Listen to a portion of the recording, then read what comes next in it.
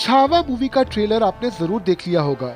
संभाजी महाराज को छावा कहा जाता है, जिसका अर्थ होता है सिंह का शावक। यह उपाधि उनके साहस और युद्ध कौशल को भी उजागर करती है, जो उन्होंने अपने शासनकाल के दौरान मुगल साम्राज्य के खिलाफ लड़े हुए युद्धों में प्रदर्शित किया था। आज देश के असंख्य स्कूलों में पढ़ाई जाती है एनसीईआरटी की किताबें, मगर क्या आज के बच्चों को एनसीईआरटी के सिलेबस में संभाजी महाराज के बारे में पढ़ाया जाता है? बिल्कुल क्यों नहीं जाता।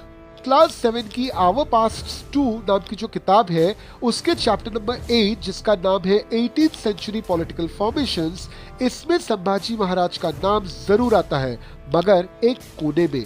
तो एनसीईआरटी की किताबों में से संभाजी महाराज का नाम गायब क्यों? चलिए इसी बात को समझते हैं आज के वीडियो में। वीडियो अगर आपको अच्छा लगा तो इसको लाइक शेयर जरूर कीजिए, अपनी सोच कमेंट्स में बताइए हमको, और साथ में हमारे चैनल को सब्सक्राइब करना तो बिल्कुल मत भूलिए।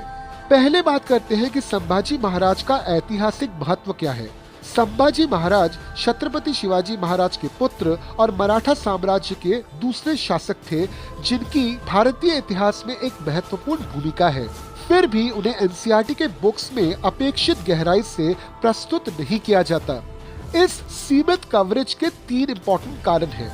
पहला कारण हिस्टोरिकल बायस।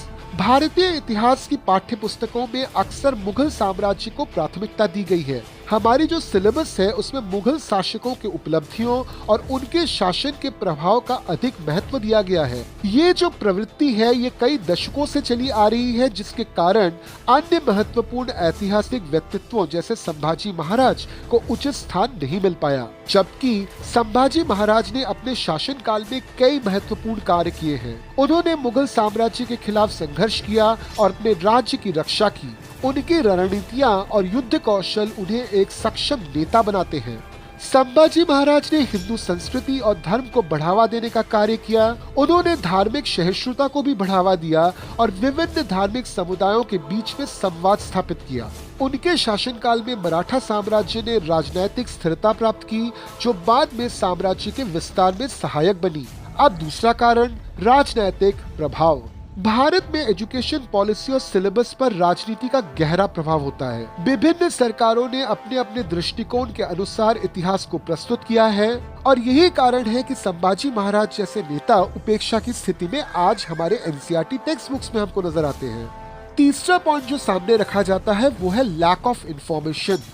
कहा जाता है कि संभाजी महाराज के समय जो ऐतिहासिक घटनाएं घटी और उनके शासन के बारे में जो उचित दस्तावेज हैं, उनमें बहुत ज्यादा कमी है। मगर सच तो यह है कि संभाजी महाराज के काल के बारे में हमको इंफॉर्मेशन देता हुआ प्रमुख स्रोत आज भी हमारे पास उपलब्ध हैं। जैसे मान लीजिए बुद्ध भूषण। संभाजी ने 14 वर्ष की आयु में इसे लिखा था, जिसमें शास्त्र, संगीत और धनुर्विद्या का वर्णन है। नखशीक, यह एक संस्कृत ग्रंथ है जो उनके विचारों और शासन के सिद्धांतों को दर्शाता है। विभिन्न इतिहासकारों ने संभाजी महाराज के जीवन और उनके संघर्षों का वर्णन किया है, जैसे जियालाल सरकार, सुरेंद्रनाथ सेन, कृष्णनाव नीलकंठ गोखले और डॉक्टर राधा कृष्ण चोरे।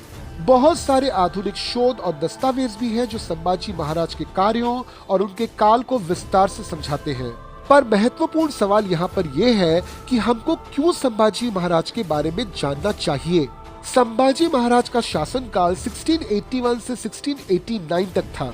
संभाजी महाराज ने कुल 210 युद्ध लड़े थे और अपने शासनकाल में एक भी युद्ध वे नहीं हारे थे, जो उनके राजनैतिक क्षमता और वीरता को दर्शाता है। बहुत सारे बादशाहों ने हो सकता है कि एक समय आधे से ज्यादा भारत पर कब्जा किया हो, मगर सिर्फ उनको पढ़ाना और सिर्फ उनके बारे में ही बताना उचित नहीं है। मैं ये बिल्कुल नहीं कहता कि मुगलों को नहीं पढ़ाना चाहिए, मुगलों का इतिहास भी हमको पढ़ाना चाहिए, मगर साथ में बाकी राजाओं का भी हमको इतिहास पढ़ाना चाहिए जो मुगलों के अगेंस्ट लड़े, जिनमें से ऑब्वियसली मराठा किंगडम का तो डिटेल स्टडी होना ही चाहिए। तो ये आवश्यक है कि सिलेबस में सुधार किया जाए, ताकि संभाजी जैसे महान व्यक्तित्वों को उचित स्थान मिल सके और छात्रों को भारतीय इतिहास के विविध पहलुओं से अवगत कराया जा सके। याद रखिए, वीरता पर किसी एक प्रांत या फिर एक धर्म या फिर एक एम्पायर का कॉपीराइट नहीं है। पूरा का पूरा भारतीय इतिहास वीरों से भरा पड़ा है, जिनके बारे में जानने का अधिकार आपको, हमको, सबको है। आपकी सोच क्या है इस बारे में हमको कमेंट में जरूर बताइए। वापस मैं आपको मिलूंगा अगले वीडियो में एक नए टॉपिक के साथ। जय हिंद।